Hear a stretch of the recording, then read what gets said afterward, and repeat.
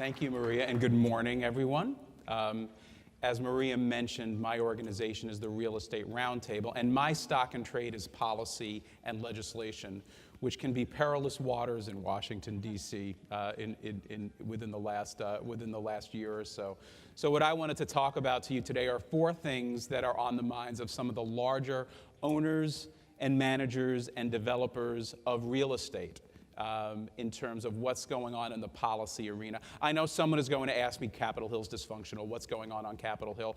I can tell you, whether or not any legislation ultimately gets passed in this Congress is a big question, but there is a lot of activity going on. It is rather chaotic. In the decades I've been doing government affairs work, this is perhaps the most frenzied and chaotic time I have ever experienced. But there are tons of meetings and tons of bills being introduced and tons of requests to folks such as organizations such as my own, like the Alliance, to react to energy efficiency and other kinds of legislation that would affect all of what you do, but my industry in particular. So in terms of what we see coming down the pike in terms of policy, I'd like to hit on 4 major ideas. The first is one that I understand you talked a lot about yesterday. It's been a passion of mine over the last several years. It concerns tenant engagement. So many of us are, of course, familiar with Energy Star and incentives and programs that recognize whole buildings for their energy efficiency performance, which is great and which is important. For a number of years now, the members of my organization have thought the next way to evolve these whole building recognition programs is to go and get into the tenant spaces themselves. The statistics that we hear from our members is that 50% of the energy use in a building is attributed to the occupants of the building. Totally makes sense, right? So there's a lot building owners can do at the whole building level in terms of their common spaces, in terms of the boilers that heat and cool the building. But so much of that needs to also correlate to what tenants are doing in their spaces. So we were very proud of the achievement that Congress enacted several years ago, the so-called Tenant Star Law, which is undergoing a name, which is totally fine.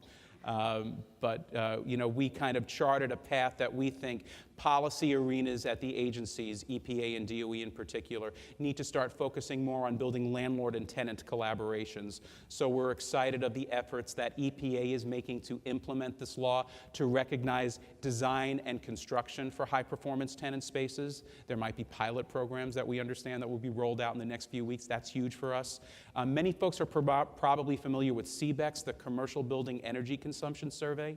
Well, part of what that law did in 2015 that the Energy Information Administration is gearing up to now is to consider creating a TBEX, a tenant building energy consumption survey, so we can get a sense of categories of tenant classes and how much energy that they're using, much of what CBEX does on the whole building level. So those are definitely areas that we are focusing on in the energy efficiency space. We think tenant engagement is really important.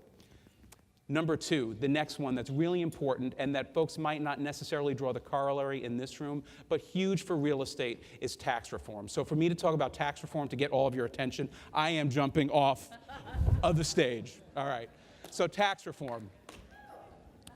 A lot of controversy in terms of what's going on Capitol Hill with regard to that.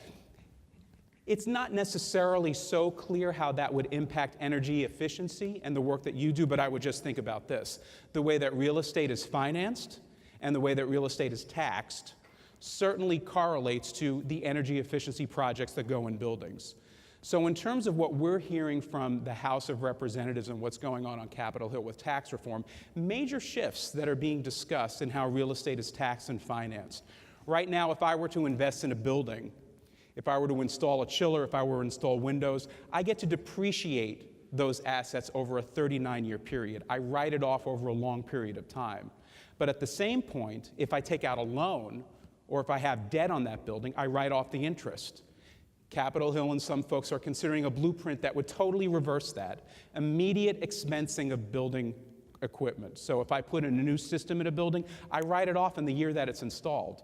But in the converse, I wouldn't be able to get to deduct the interest on my loan. And so much of real estate, of course, functions based on debt. It's debt and equity.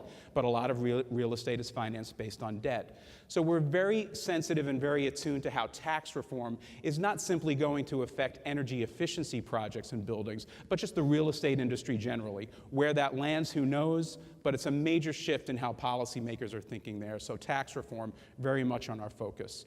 One of the other policy areas that I work in is infrastructure. So several years ago, the Urban Land Institute did a study. Folks are familiar with ULI? Hugely well-respected thought leader.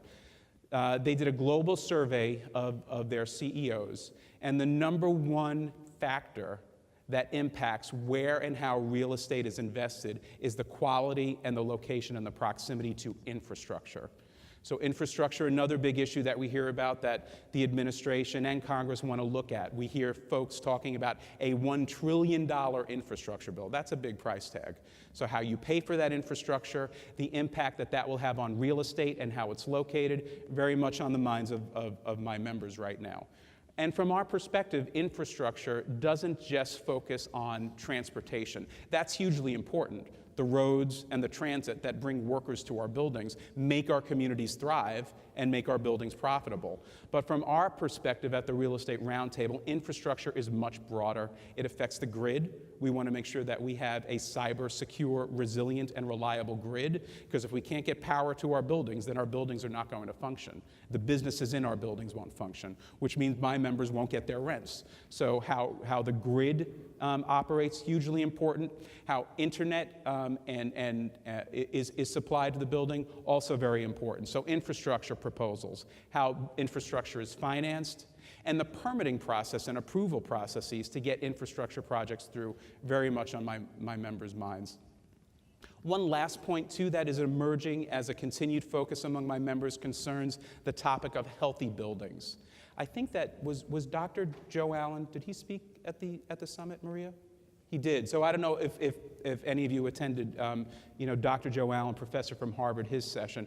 The research that Harvard is doing is groundbreaking. It's fascinating. It draws a relationship between improved indoor air quality in terms of lower carbon dioxide, lower VOCs, volatile organic compound emissions, how improved indoor air quality in buildings can lead to improved cognitive function of the people in those buildings.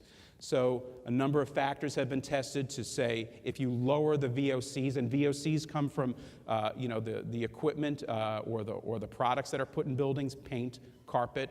Depending on how those emissions, if those emissions can be lowered, it can improve the ability of workers to perform. It improves the comfort of the building. So that is definitely a trend that we are focused on. I think that energy efficiency is a topic that many folks have discussed for a number of years, but we are on the cusp of the healthy buildings trend, and in particular to see how indoor air quality impacts the cognitive function of the occupants who work and play and live in our buildings. So I hope I met my time limit. We good? All right. Well, thanks, everybody. Appreciate it.